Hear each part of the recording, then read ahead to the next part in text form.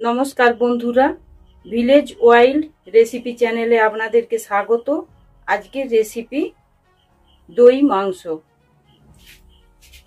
দই মাংসটা রান্নার জন্য 1 কেজি মাংস নিয়েছি। মাংসটাকে ধুয়ে নিয়ে এসেছি, নিয়ে এসে জলটা ঝরিয়ে নিয়েছি। দই নিয়েছি। এবারে মাংসটাকে একটা ডিমে ঢেলে দিচ্ছি। মাংসটায় নুন পরিমাণ মতো আর হলুদ গুঁড়ো দিয়ে দিচ্ছি, আর সর্ষের তেল।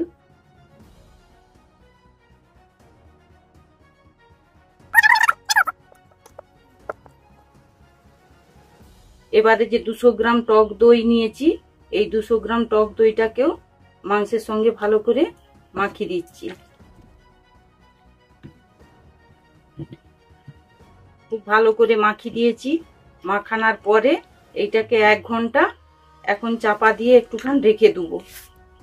দই মাংসটার জন্য নিয়েছি 4টে পেঁয়াজ, একটু আদা আর একটা রসুনের কুয়া।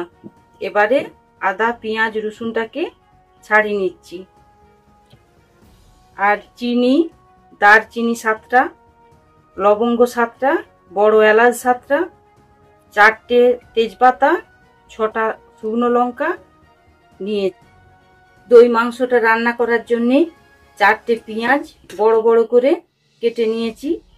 আদা নিয়েছি, রসুন 20টার মতো ছাড়িয়ে নিয়েছি। এবারে এটাকে শিলে বেটে নেব। দারচিনি, লবঙ্গ আর এলাচ এটাকে শিলে একটু থেঁতো করে নিচ্ছি। একটা কড়া উনুনে বসিয়ে দিয়েছি, কড়াটা গরম হয়ে গেছে। এবারে সর্ষের তেল ঢেলে দিচ্ছি। তেলটাও খুব সুন্দর গরম হয়ে গেছে। এবারে তেজপাতা 4টে যে নিয়েছি, তেজপাতা 4টে দিয়ে দিচ্ছি।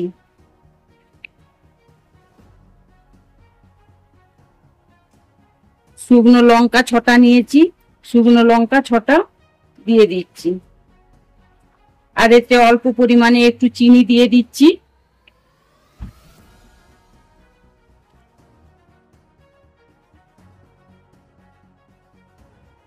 চিনিটা দিয়েছি, চিনিটা গলে যেয়ে তার একটা গাদ উঠেছে। এবারে এর উপরে পেঁয়াজটা দিয়ে দেবো। এবারে রসুনটাকে বেটে রেখে দিয়েছিলাম, রসুন বাটাটাকে দিয়ে দিচ্ছি।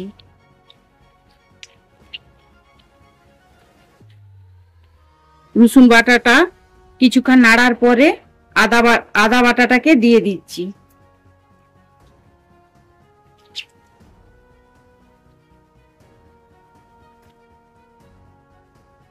এবারে নুনটা পরিমাণ মতো দিচ্ছি,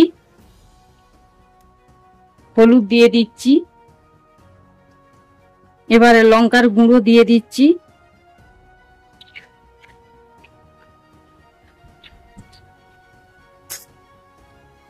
এবারে কাশ্মীরি লঙ্কার গুঁড়ো দিচ্ছি।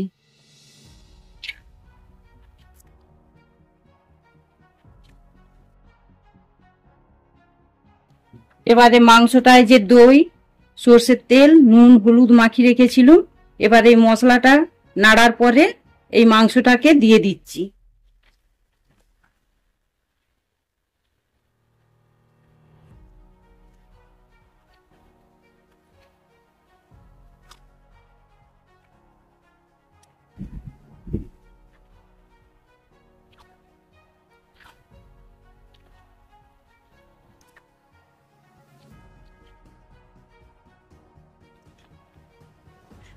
এবারে একটু ঢাকা দিয়ে দিচ্ছি। মাংসটাকে এইভাবে নাড়তে থাকবো।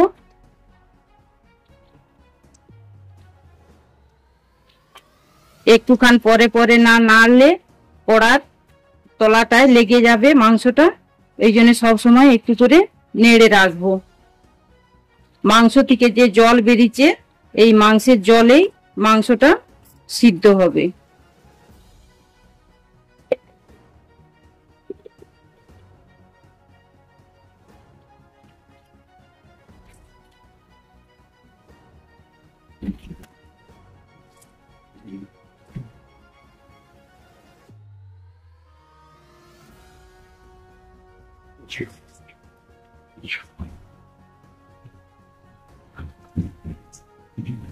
মাংসের ঢাকাটা খুলে একটুখান পরে পরেই আবার নেড়ে দিচ্ছি, না হলে কড়ার তলায় লেগে যাচ্ছে।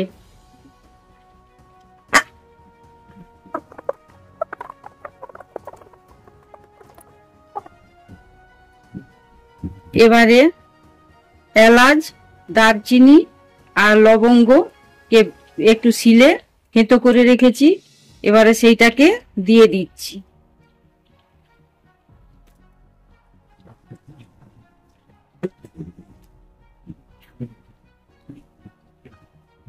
দিয়ে পুরো মাংসটার সঙ্গে আবার মিশিয়ে দিচ্ছি।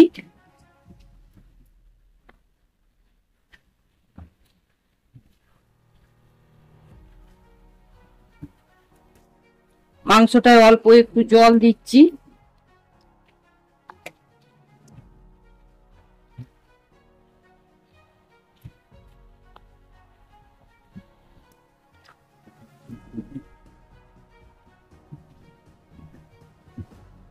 এবারে মাংসটা আর একটুখান জল দেওয়ার পরে ফুটবে। মাংসের আলুটা খুব ভালো করে নেড়ে রেখে দিয়েছি, এইবারে মাংসের আলুটাকে দিয়ে দিচ্ছি।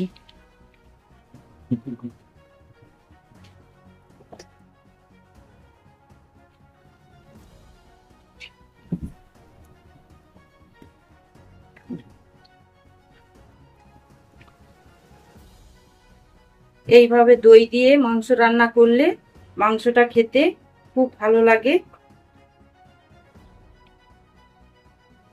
আলুগুলোকে খুব সুন্দর করে নেড়ে নিয়েছি, আলুগুলো একটাও গলেনি, একদম গোটা গোটা আছে।